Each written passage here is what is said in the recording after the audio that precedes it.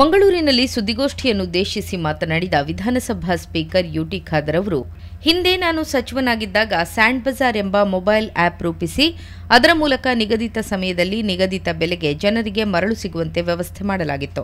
ಸರ್ಕಾರ ಬದಲಾದ ಮೇಲೆ ಈ ವ್ಯವಸ್ಥೆಯನ್ನು ನಿಲ್ಲಿಸಲಾಗಿದೆ.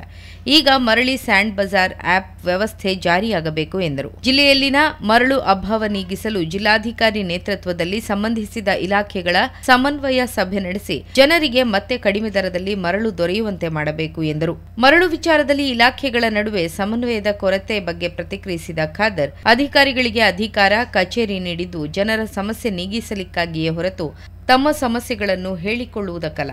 ಗಣಿ ಇಲಾಖೆ ಮತ್ತು ಪೊಲೀಸ್ ಇಲಾಖೆಗಳ ನಡುವೆ ಸಮನ್ವಯತೆಯನ್ನು ಜಿಲ್ಲಾಡಳಿತ ಮರುಸ್ಥಾಪಿಸಿ ಜನರ ಸಮಸ್ಯೆ ನೀಗಿಸಲು ಮೊದಲ ಆದ್ಯತೆ ನೀಡಬೇಕು ಎಂದರು. ಆಸ್ಕರ್ ಫೆರ್ನಾಂಡಿಸ್ ಕೇಂದ್ರ ಸಚಿವರಾಗಿದ್ದ ಕಾಲದಲ್ಲಿ ತೀವ್ರ ಮರಳು ಅಭಾವ ಎದುರಾದಾಗ ಒಂದೇ ದಿನದಲ್ಲಿ ಸಿಆರ್ಝೆಡ್ ವ್ಯಾಪ್ತಿಯ ಮರಳು ದಿಬ್ಬ ತೆರವುಗೊಳಿಸುವ ಆದೇಶ ಜಾರಿ ಮಾಡಿ ಜನರಿಗೆ ಮರಳು ನೀಡುವ ಕಾರ್ಯ ಮಾಡಲಾಗಿತ್ತು.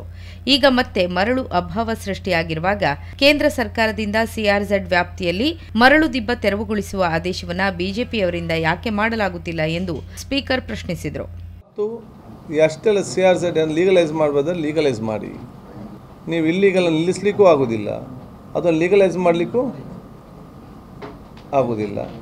ಅಲ್ಲಿ ರಾಯಲ್ಟಿ ಕಟ್ಟಲಿಕ್ಕೂ ಕೂಡ ನಮಗೆ ರಾಯಲ್ಟು ಕೂಡ ಸಿಕ್ಕುವುದಿಲ್ಲ. ಏನೋ ಒಂದು ಪರಿಹಾರ ಬೇಕಲ್ಲ ಇದಕ್ಕೆ.